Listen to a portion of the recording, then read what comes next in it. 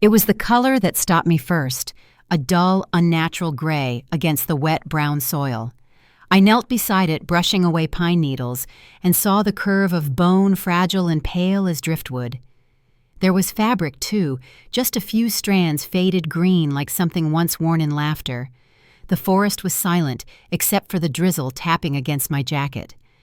When the metal glint caught the light, I leaned closer. It was an arrowhead, old and rusted, lodged deep between two vertebrae. The rain started falling harder, and I remember thinking the woods had been keeping their own secrets all along. Before I go any further, tell me where you're listening from and share this if you believe remembering is the first step toward justice.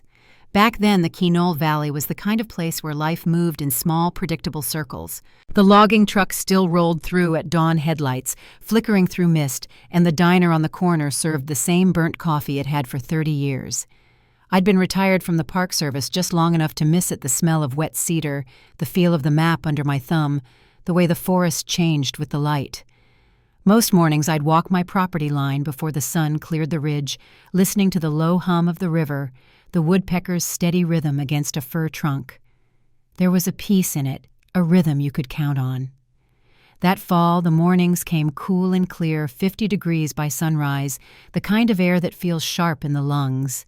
The valley wore its best colors, then red maples, yellow alder, a few stubborn patches of green still clinging to the firs.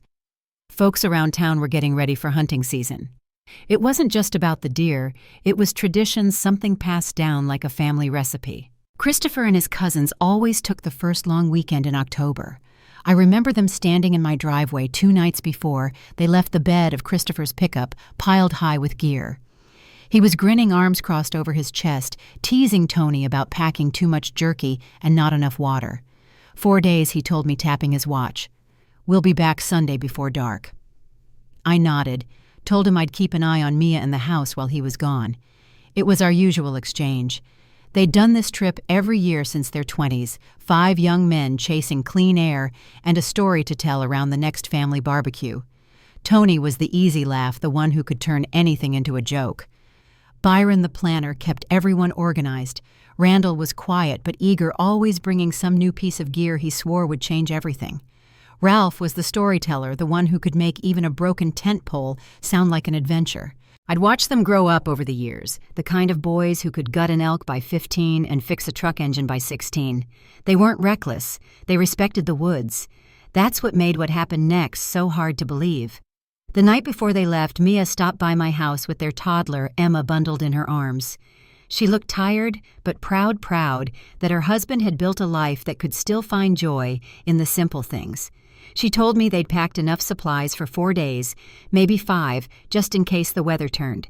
They've got maps, radios, GPS, she said. You know Chris, he plans for everything. I smiled and said, he gets that from you.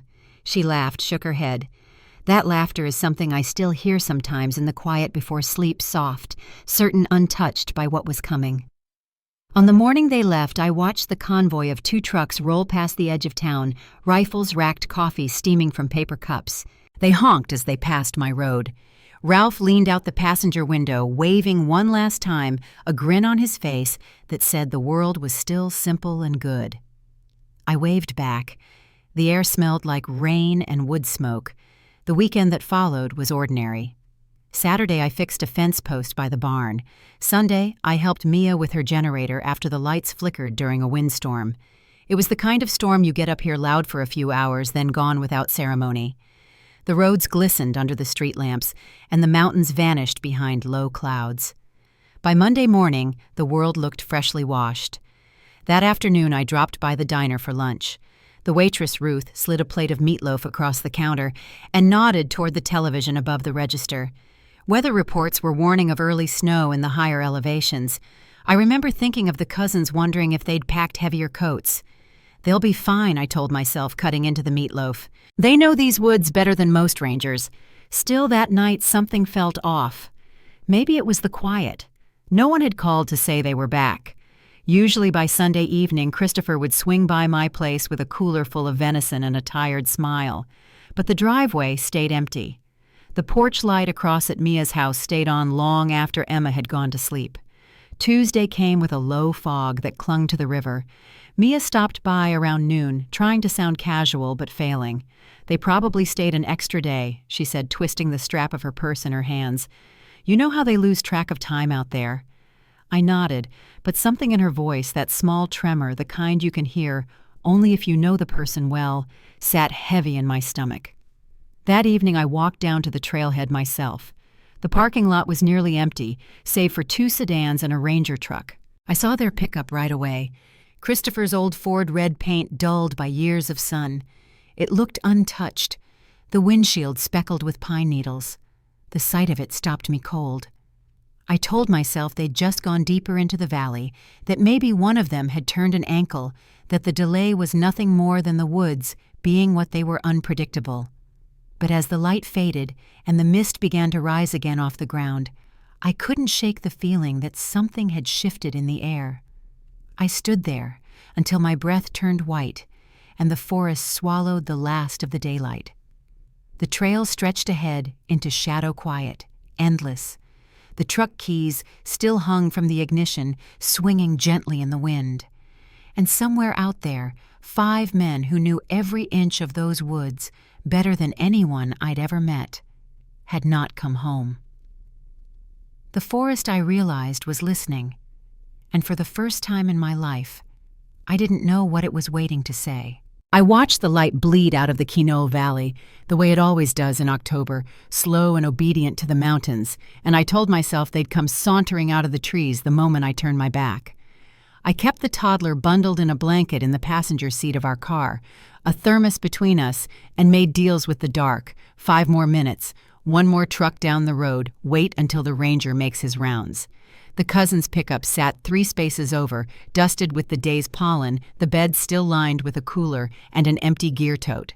No footprints I could see in the gravel, just pine needles floating down and sticking where the dew had started to rise.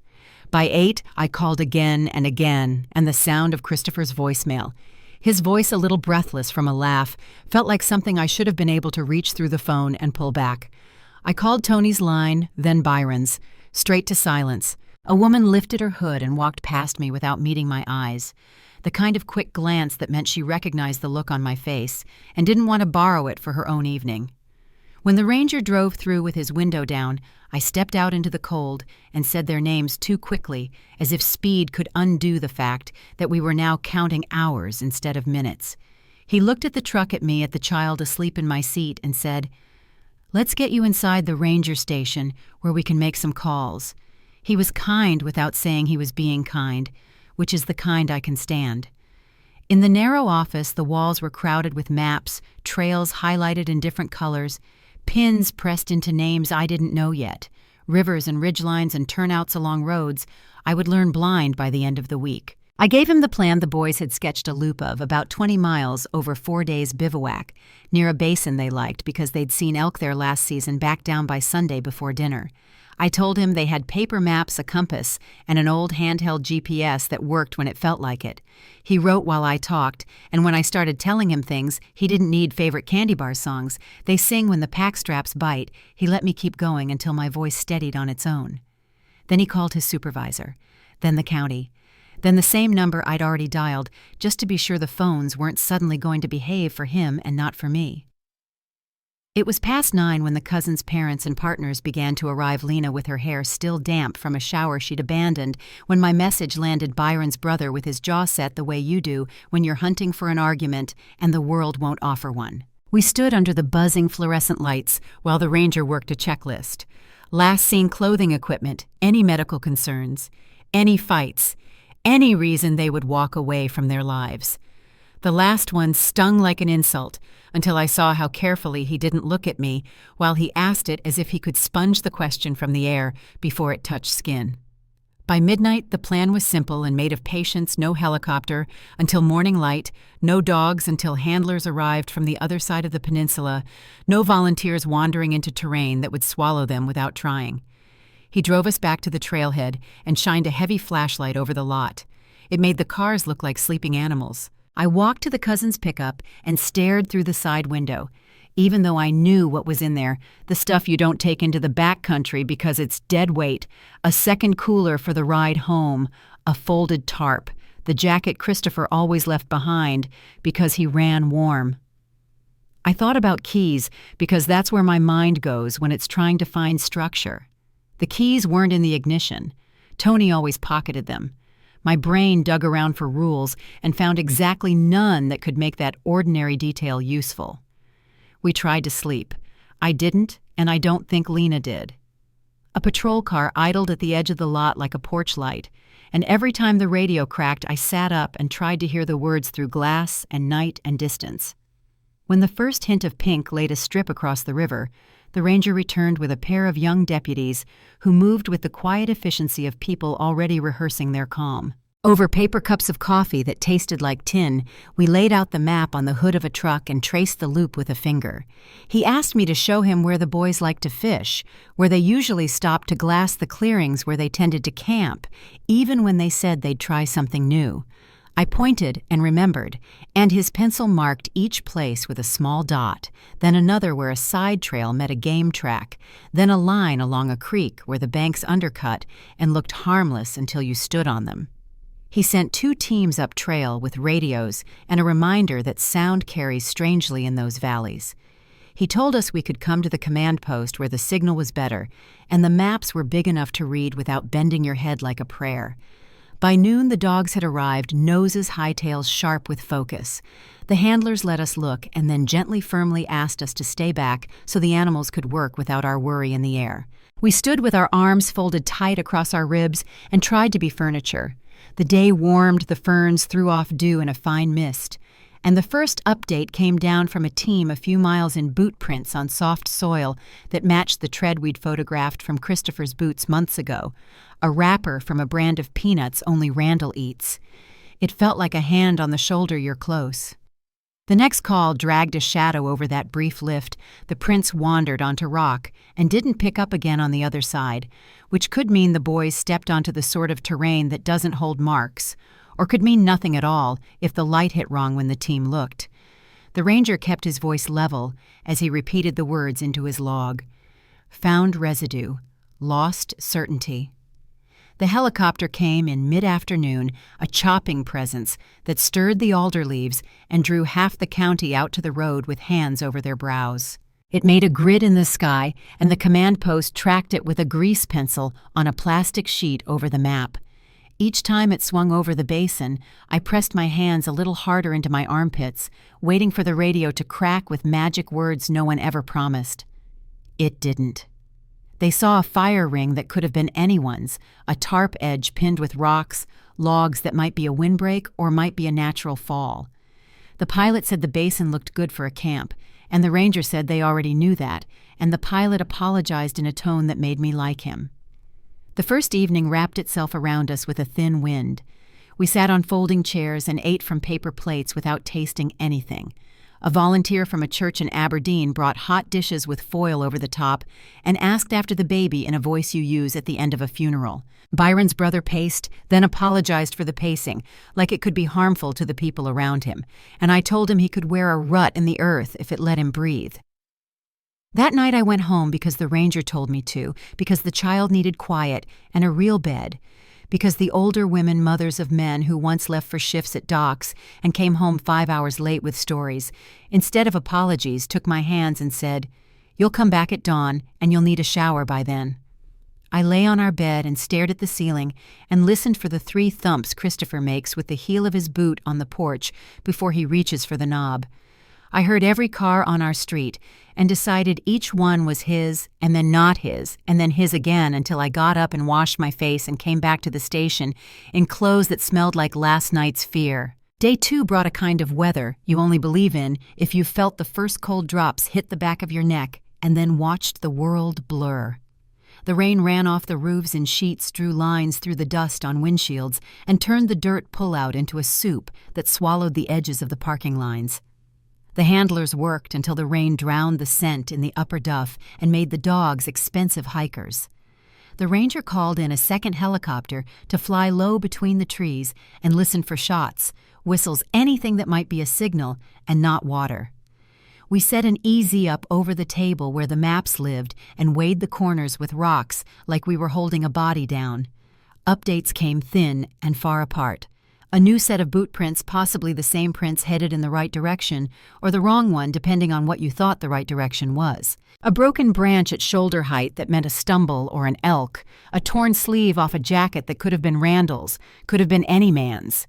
Rumors built at the edges of the lot and tried to crawl in. The ranger walled them out with policy.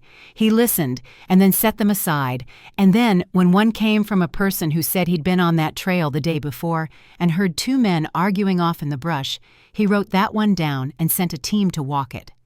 He didn't tell me then that they found nothing on that stretch but a muddy squirrel midden and a place where the creek braided and doubled back on itself like someone had lifted it and set it down again. By the end of the third day, the sun came back out and made the world smell like moss. The light didn't fix the problems it revealed. The ground had gone smooth as a wiped chalkboard. The people still there were the ones who couldn't sleep for the noise inside their heads, the professionals with laminated lanyards who took slow breaths between tasks and looked at us long enough to let us know they were seeing people, not just statistics. The ranger asked each of us quietly and privately about the lives our men had stepped away from for 4 days. Any debts, any trouble, any reason to disappear. My answer sounded harder than I felt inside. They go to work, they pay their bills late sometimes, they make plans for birthdays and get stuck in traffic and burn the chicken.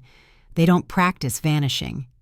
He nodded, wrote nothing, and took his hat off for a moment to rub at a line by his temple. He told me the same thing in 2 versions. There was still ground to search, and the ground they had searched had offered back almost nothing worth stubborn optimism. I tried to remember who taught me the trick of holding 2 truths at once and not letting them grind you in the middle. The newspaper sent a photographer who made himself small and kind, and still I felt the flicker of rage that comes when another human lifts a lens at your open wound. He didn't bother. The teams didn't push, and still it felt like a trespass until he handed me a print he'd made in his truck on a little portable machine. It was just the pickup in the lot with the ridge behind it and the sky sitting low like a lid. It looked empty without being hopeless. I kept it in my jacket pocket for years. The television trucks came on day 4, and then the story stopped being just ours.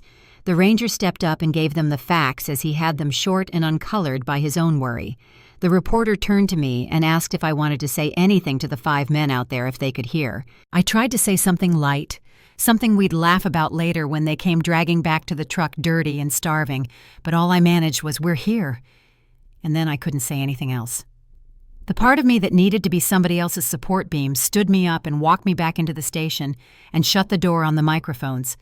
Volunteers swelled at the edges and then were turned away by a man with a clipboard who looked like he hated that task more than any other.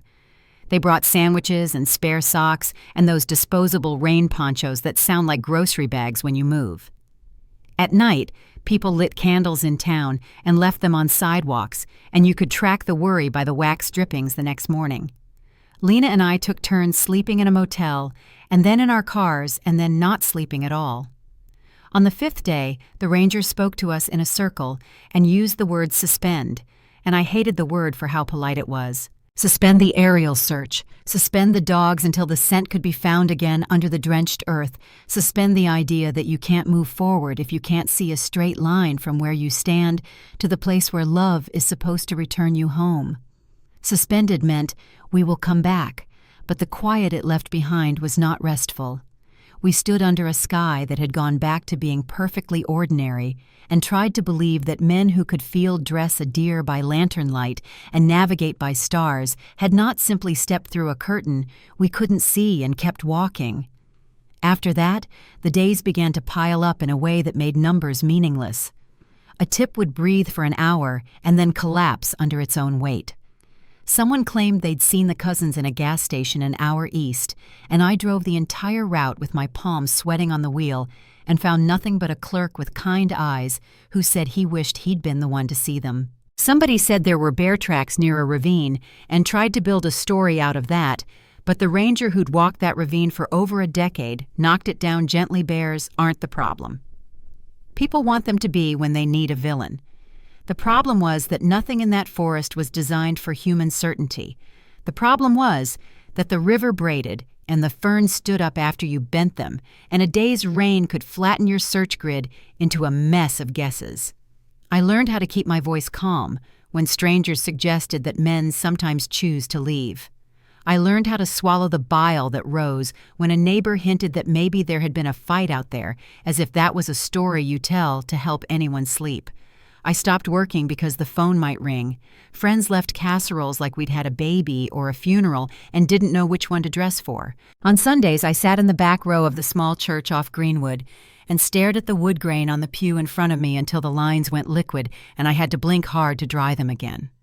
The ranger called with every new attempt, and there were many, and then with fewer, and then with the ritual call on the anniversary because he knew dates become landmines. Each time he said my name first, and then spoke like a pilot in turbulent, steady voice, clear information, no extra chatter. Some nights I dreamed of boots sitting by a door, and I couldn't tell if they were still wet from the trail or if somebody had polished them for an occasion that would need good shoes. Once I dreamed of 5 green jackets hanging on pegs in the ranger station, like they'd been checked at a coat room and their owners would be right back. By the second winter, I started walking at dawn just to keep the blood moving. The air off the lake cut the inside of my nose and made my eyes sting, and the pain felt like proof of something. On those mornings, I would think about the last photograph we took at the trailhead, 5 men pretending to be serious for the camera and failing all teeth and elbows, and I would notice the trees behind them instead of their faces. The way the evergreens crowd together in those hills, the way the understory folds in on itself, the way light can't decide whether to stick around or leave you to your own devices. I told myself that if they could have gotten to a road, they would have. If they could have built a fire, we would have seen it on the ridges. If they had run into another camper, we would have found the camper. I told myself these things, and they were all reasonable, and still they didn't prepare me for how empty a kitchen sounds 12 months after you took a last mug out of the dishwasher and set it down on a counter and didn't know that the mug was the last normal thing you would touch in that home for a while. The third summer, we gathered at the park for a vigil with neighbors and strangers, and a few people who liked the way their own voices sounded into microphones. A Boy Scout troop brought flags, and a woman from a hiking club read the names of other people who had gone into that park and not returned on schedule. She read them slowly, as if careful pronunciation could change the endings. I had begun to understand something I never wanted, that a missing person becomes a room with a door that doesn't latch properly. Anyone can walk in and rearrange the furniture with their theories and their hopes and their need to audition as a hero. I learned to close the door and stand with my back against it and let the people I trusted, Lena, the ranger, Byron's brother, who had become gentler with grief, do the talking when the rest of the world needed to be told a new version of an old story. What saved me from coming apart completely was not a revelation. It was a structure the ranger gave me on a weekday in July when he gave me permission to come down to the station to look at the map any time I needed "You Are Here" to be a real thing I could put my finger on. I didn't go every day, but on the days I did, he stood back and let me trace the loop and the side trails and the clearings with names that don't appear on anything official. He would mention in passing that a volunteer had knocked down blowdown on a stretch where a person could trip if they weren't careful, or that a sign had been replaced where a junction confused people who hadn't grown up there, and it felt like care not just for my men, but for other people we would never know. The way you keep making a bed, even if no one's sleeping in it anymore because it tells you what kind of house you live in. He didn't promise me anything. He didn't have to. It was enough that he kept our story from turning into a legend before we were ready for it to be one. By the time the 5th year rolled around, I could drive to the trailhead with my eyes closed. The lot had been repaved, the kiosks updated with a new map, the same mountains pulling the light down each evening like they owned it. On a hot day in July, I took my daughter and stood at the edge of the lot while she looked at the information board the way kids do when they don't yet know they're reading a memorial. She asked if we could walk just a little ways up the path, and I said we could, and we did, and the air tasted like fur and dust and something metal. She asked a question only children can afford to ask straight out. "Do you think Daddy knows the way home?" I told her what I believed most in that moment, that if there was a path back, he would have taken it, and if there wasn't, Then we'd have to build something that felt like one out of the days we still had. We turned back before the first switchback and drove home the slow way along the river. The next morning the phone rang. It wasn't the ranger. It was a voice from the Park Service I didn't know, careful and kind, in the way that made me sit down before I lost the strength in my legs. A hiker had stepped off the trail to avoid a washout and found bones in the soil, a spine with something lodged where it shouldn't be. They were sending a team out. They would call again when they knew more. I said thank you, because manners have a way of surviving where other things don't. And after I hung up, I sat with my hands on the table and felt the smallest part of the air change, like the room had leaned a degree to one side. Nothing had been confirmed, and still I knew the story had shifted. Out in those trees, under a sky that looks empty, when it's not, the forest had decided to give us back one piece of what it took, and whether I was ready or not, that meant the next part of this would not taste like waiting. The call came early before the coffee had finished brewing. It was one of those thin official voices that always starts with the same careful rhythm, your name, a pause, and then the shift into business. I remember setting the mug down so hard it rattled the counter. They'd found something, the woman said. A hiker off the trail near Quinault had stumbled on bones, human bones. She said it plain, like she'd practiced. I didn't say a word for a long beat, and she waited, probably used to silence on that end of the line. She told me someone from the investigation would follow up once they'd confirmed identity. Her tone had that mixture of sympathy and procedure, a voice that can't afford to promise hope or closure. When she hung up, I just stood there listening to the hum of the refrigerator, trying to picture where he'd been all that time, what was left of the place he'd walked into 5 years before. By the time I reached the park office that afternoon, the air was heavy with that kind of quiet you only get when people are working around something sacred. Trucks lined the access road, hoods still ticking with heat, and the smell of turned soil carried farther than you'd expect in the damp air.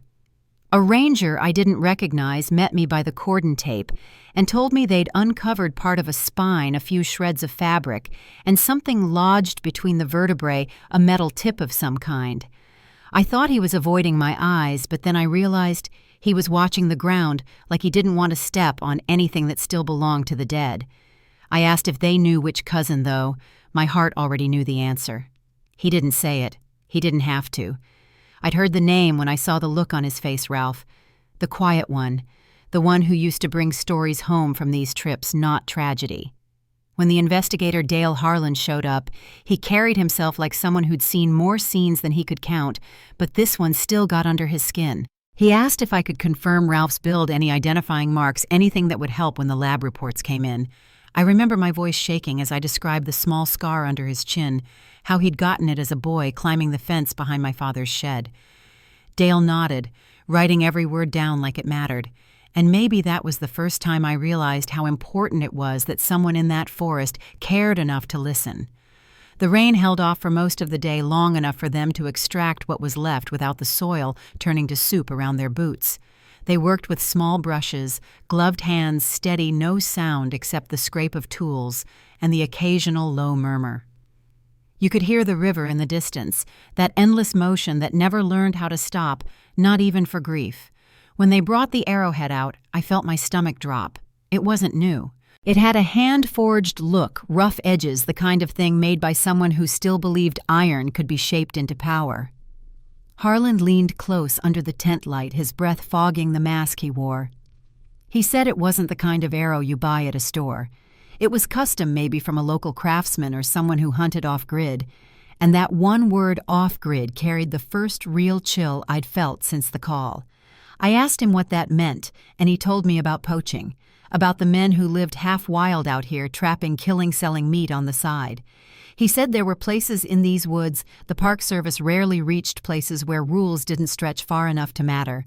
I'd never heard him sound afraid, but he did then, just a little. They packed up the remains for transport, and when I saw the evidence tags, his name beside the date and coordinates, it felt too clean, too clinical for a man who'd been laughter and motion and stubborn life. Harlan promised they'd run DNA, but he already knew. He told me in that low, unsteady way people do when they've spent too long talking around the truth. "We'll find out what happened to the rest," he said. The rest. That word hit harder than I expected. For 5 years, the rest had been everyone. Now it was 4 names left echoing in the dark. The following days, blurred together, interviews press 1,000 tiny logistical steps that turned loss into evidence. The lab confirmed the DNA match, and suddenly Ralph's death wasn't just a mystery. It was a homicide. Harland reopened the case full force. He had a quiet intensity, the kind of man who didn't like talking theory until the facts could hold their own weight. He started combing through old reports searching for anything missed back in 2002. There were mentions of a man, Silas Crow, a poacher known for wandering the edges of the park, a loner who'd been caught twice for illegal hunting but never jailed long enough to learn a lesson. His neighbors called him strange but harmless, which is what neighbors always say until they're proven wrong. When Harland dug into the archive, he found a record from 2003. Rangers had confiscated a set of arrows from Crow's property, hand-forged, barbed in the same crude way. He had them sent to the lab. It took weeks for the metallurgical report to come back, but when it did, the marks on the arrowhead matched the tool signatures from Crow's workshop. There it was the same iron, the same bite pattern. Harland called me that evening. He didn't sound triumphant, just tired. "We've got a link," he said. "It's his."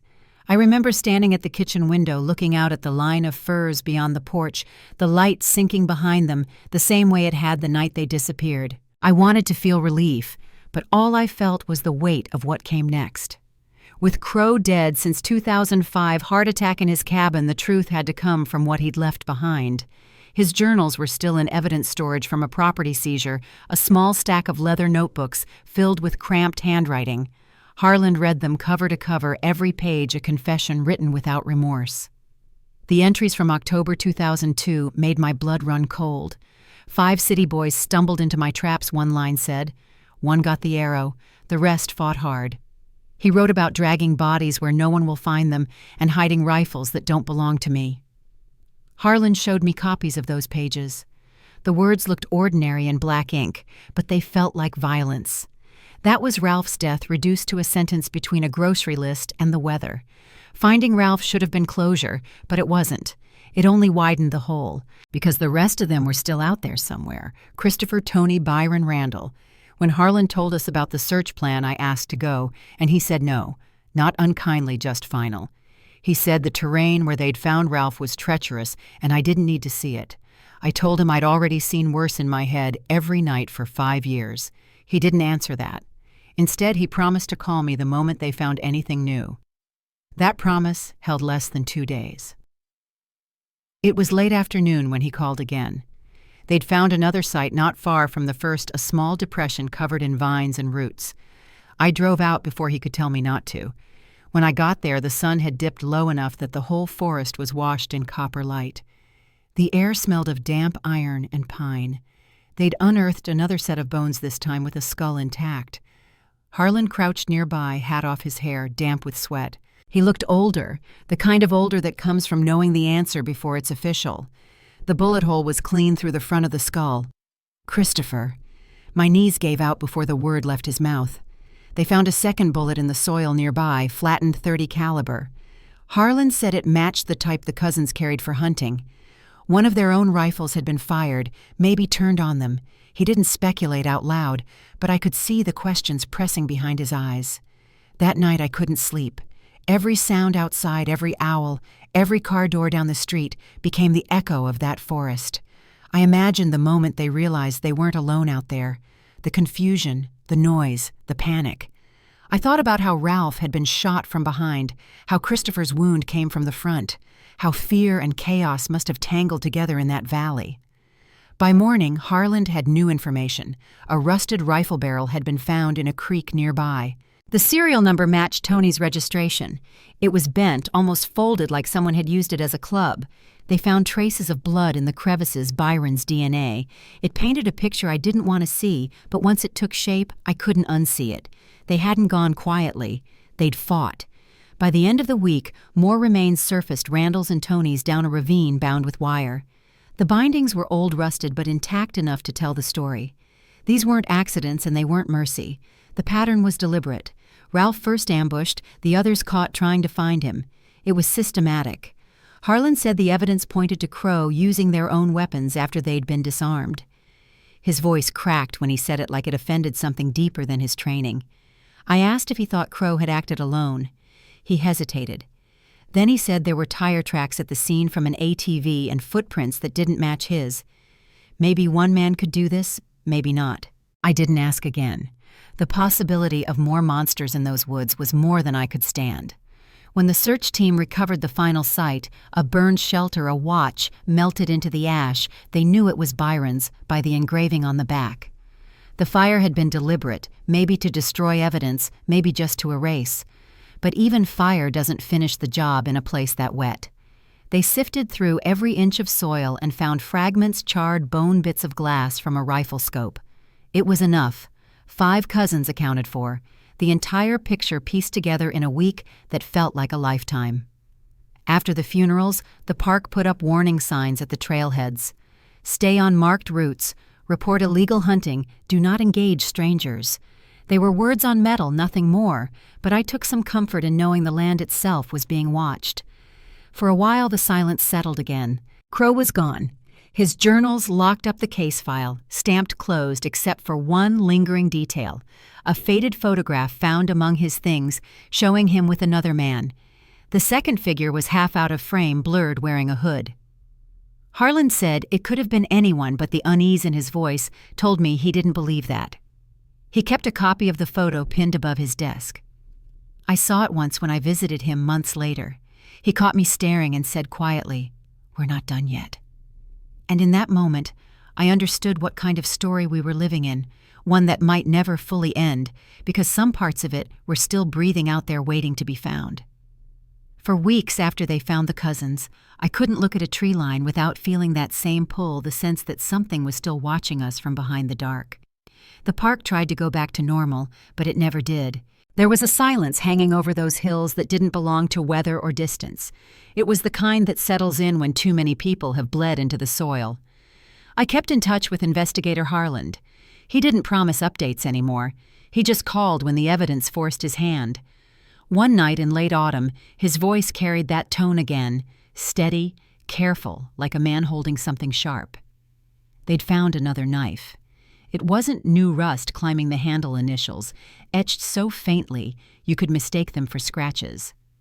The first set belonged to Crow. The second, newer ones were different. J.P. Jasper Polk. The name didn't mean much at first, but Harlan's tone told me it mattered. Jasper had been one of Crow's old associates, a man who'd vanished the same year the cousins did. Nobody ever connected him before because back then no one thought the cousins had stumbled into a poaching ground. But Polk had a record, a few arrests for illegal trapping. Nothing violent, just the kind of man who spent more time in the woods than he did paying taxes. Harlan thought maybe he'd helped Crow, or maybe he'd been the one who ran when it all went bad. He said the knife had 2 kinds of blood on it, Crow's and another man's that the lab couldn't identify. I asked if it could be one of the cousins, but he said no, it wasn't family blood. That made it worse somehow. There were still more ghosts out there than we thought. The next few months turned the investigation into a web. Every new lead contradicted the one before. One day, Harlan thought Crow had done it alone, paranoid and half-crazed. The next, he was sure there'd been a whole ring working those valleys, moving game meat and hides under the table. He started following the money instead of the bones.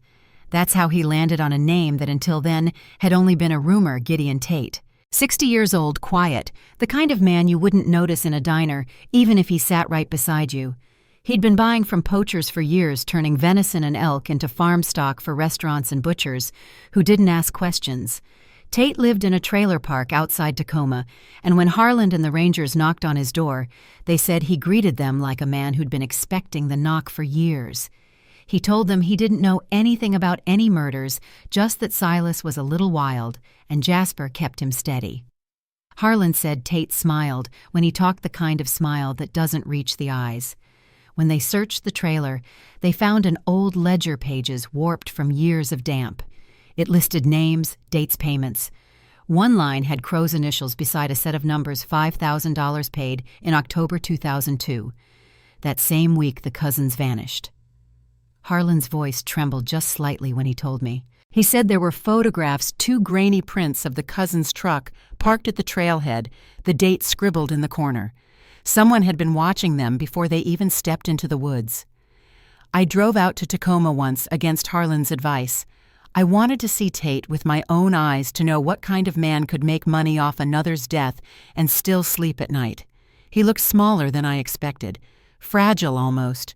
But when he turned his head toward me in the parking lot outside his court hearing, there was no confusion in his expression, just recognition, like he knew exactly who I was and what I'd lost.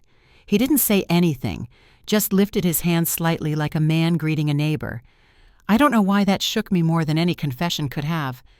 The case against Tate built slow but sure. Forensics matched fibers from his truck to the gravesite.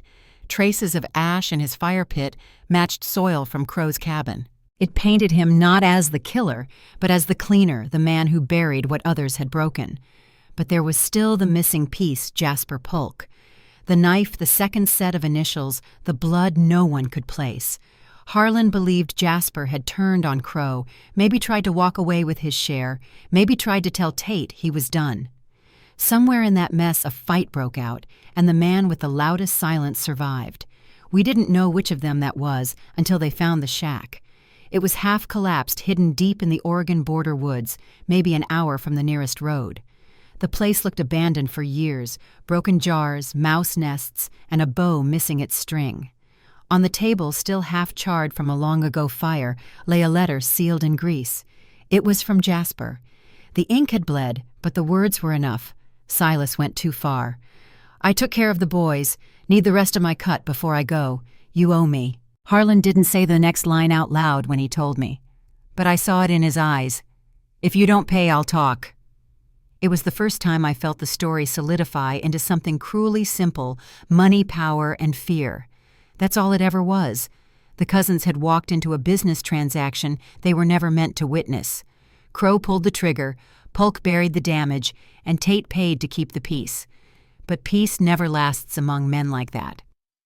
Polk disappeared soon after, and Tate kept buying his silence with one payment after another until the knife turned up and the ghosts came calling.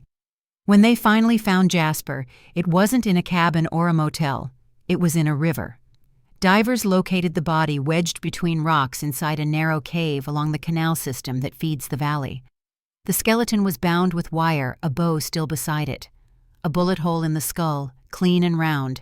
The revolver that made it matched one from Tate's property, the same gun he'd insisted he'd sold years ago. Harlan called me that night, his voice lower than I'd ever heard it. "We've got him," he said. "We've got all of them." But all is a funny word. It suggests completion, and this story didn't have that yet. Tate confessed after 3 days in interrogation. He cried through most of it, claiming self-defense, fear old age, whatever reason might keep him human in the eyes of the law. He admitted to pulling the trigger on Jasper, admitted to burning evidence, admitted that the cousins' deaths were a mistake that got out of control. He didn't call it murder, just business gone wrong. I listened to a portion of that confession later. His voice trembled, but not from remorse. It was exhaustion, the kind that comes from finally saying something that's been heavy too long. He told the agents that Crow had panicked when the cousins stumbled onto their traps, that the first arrow was meant to scare, not kill. But once blood hits the ground, the rest tends to follow. He said Jasper wanted to report it to cut a deal, but he couldn't risk it. So he killed him, cleaned up what was left, and kept quiet for years. The trial began in 2009. By then, Tate was 70, white-haired, hollow-eyed, wheeled into the courtroom with oxygen tubing tucked under his nose. But he was still sharp.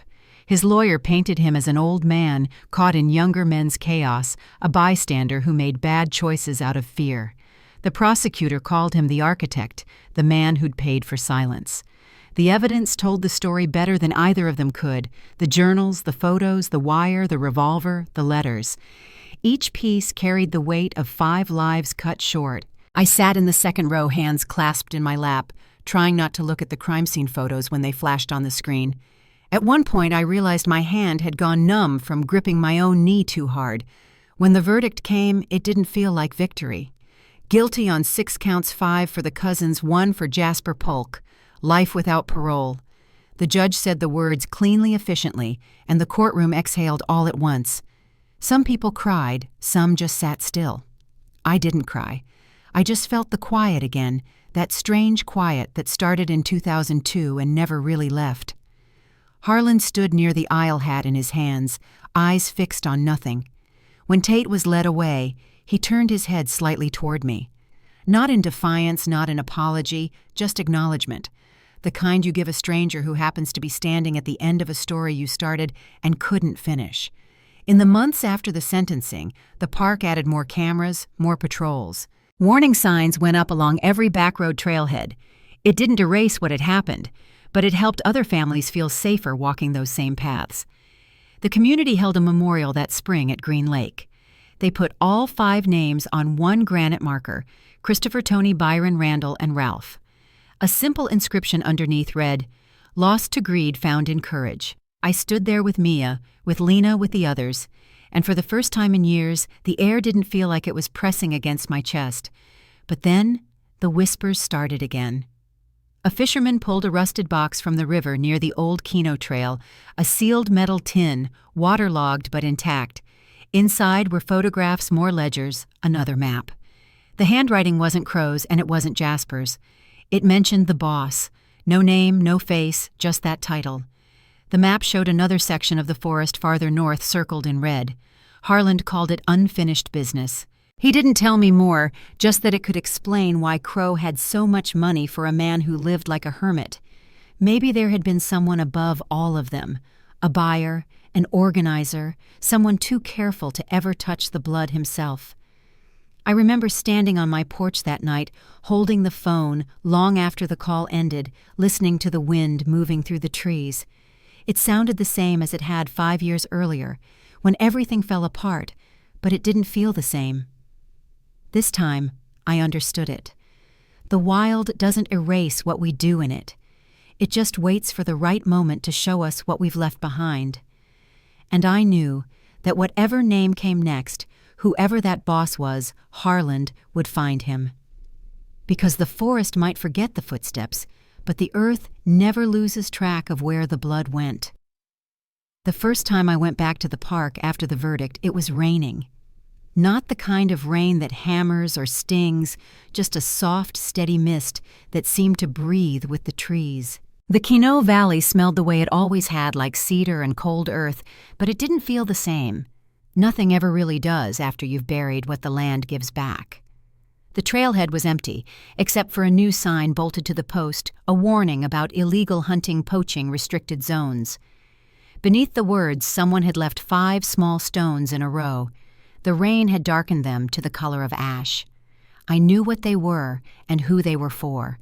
I bent down, brushed the water from their surfaces, and just sat there for a while, letting the sound of the forest fill the space where words used to be.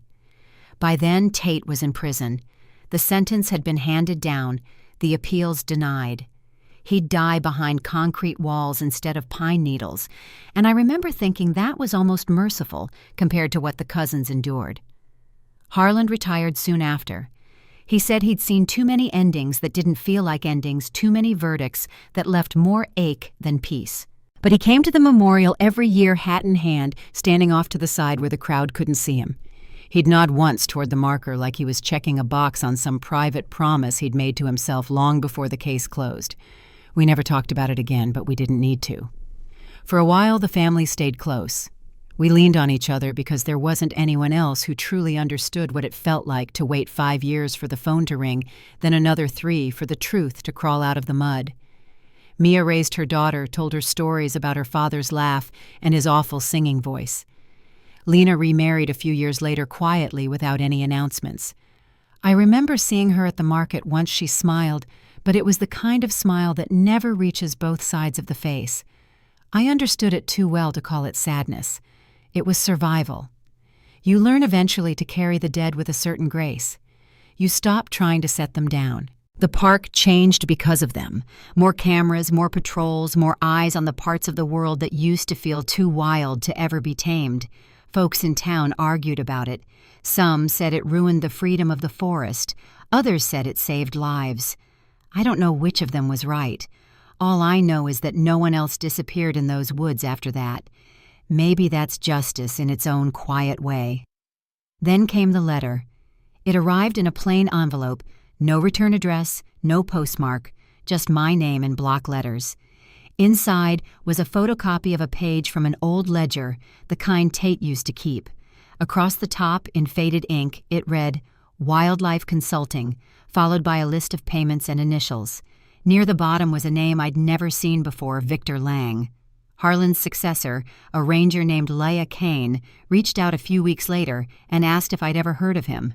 I hadn't, but the name fit like the missing corner of a puzzle you didn't know you were still working on. Lang had been a wealthy businessman out of Seattle, a man with a reputation for hunting off the books. By the time Kane got the warrant to search his estate, he was already gone dead from a stroke buried with his secrets and apparently his ledgers. It turned out Tate wasn't the top of the chain. He'd been the middleman, the cleanup crew for a poaching operation big enough to stretch across state lines. Lang had financed it, bought the meat, the hides, the horns. He was the owl the others had whispered about in their journals. The one who kept his hands clean while men like Crow and Polk did the dirty work. There wouldn't be a trial for him. No confession, no handcuffs, no cameras. Just paperwork and an obituary that called him a philanthropist. When Kane told me that I didn't feel angry, not the way I expected to, the system had already given me what it could. Sometimes the rest of the punishment just comes from knowing the truth, even if you can't use it. The families gathered again the day the plaque was unveiled, one last ceremony before the park turned the story into history. The new marker stood at the edge of Green Lake polished granite, with all 5 names cut deep into the surface. Below them was a line that read, Lost to greed, found in courage. I remember running my fingers over the letters, feeling the grooves catch the tips of my skin, and thinking how strange it was that stone lasts longer than people. Mia stood beside me, her daughter taller now, her hand resting on the same shoulder I used to see Christopher lean against when they laughed. She whispered something, maybe a prayer, maybe just a name, and for the first time since all of it began, I felt something like peace move through the air. It wasn't forgiveness, not really. Just stillness. After that, the story stopped being a headline and became a cautionary tale told in ranger training sessions and wilderness safety workshops. They called it the Marshall Case neat and contained a lesson about staying on marked trails and reporting illegal activity. But underneath the slideshows and statistics, I like to think someone in those rooms still feels what I felt when I first walked into that forest again. That sense that the ground remembers. Every step you take out there presses against layers of history, and sometimes if you listen long enough, the land presses back. In the years that followed, I tried to rebuild a life that wasn't centered around the word missing. It's harder than it sounds. There's a kind of rhythm to waiting, and when it ends, you have to relearn how to live without that steady ache in your chest. I went back to work. I stopped keeping the porch light on. But every October when the air shifts and the trees start to thin, I find myself driving toward the Olympic range without meaning to. I park at the same trailhead walk to the same clearing and just stand there. The forest always looks different in small ways. New growth where fire once licked the bark, younger trees filling the gaps, but the silence is the same. It's not haunting anymore. It's sacred. Sometimes hikers recognize me. They don't always say my name, but they know. They ask what it's like to come back here to stand in the place where it all began. I tell them the truth that the woods aren't to blame, that the wilderness has room for both beauty and brutality, and it's people who decide which one they bring with them. I tell them to look up, to listen, to stay on the path. And when they leave, I watch their footsteps fade into the ferns until the sound of the river takes over again. I've learned that justice doesn't always look like you think it will. It's not a gavel or a headline or a man in handcuffs. Sometimes it's a plaque or a law passed quietly by a committee that no one reads about. Sometimes it's the fact that new search and rescue teams are trained because of what happened to 5 men who never made it home. Sometimes it's just knowing their names still means something when spoken aloud.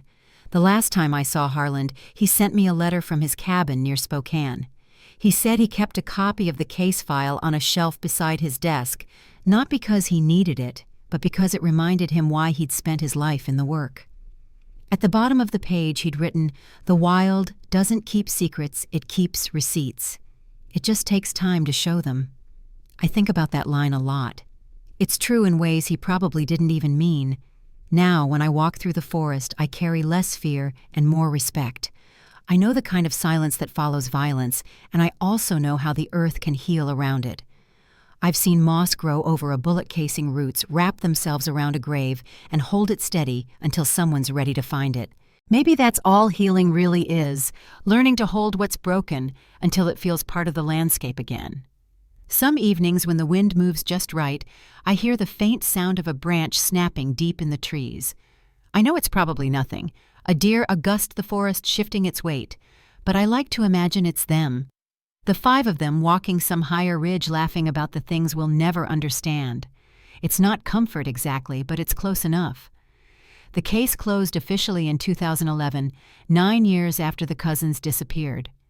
The park is safer now, the trails better marked, and the people who come here to hike or camp rarely know what happened in these hills. But every now and then, someone finds their way to the memorial at Green Lake. They stop, read the names, maybe say a few words under their breath. I've seen strangers leave little offerings, a coin, a feather, a spent rifle shell. Each time I think they're still remembered. The forest hasn't taken them completely, and maybe that's the only kind of ending stories like this ever get. Not the clean kind, not the kind with applause or absolution, just a promise that someone's still listening, still watching, still saying the names out loud so they don't fade into the trees. If this story stayed with you, share it not for views or noise or numbers, but so no one's name gets lost to the dark. Somewhere out there under the same rain and the same sky, the earth is still keeping count.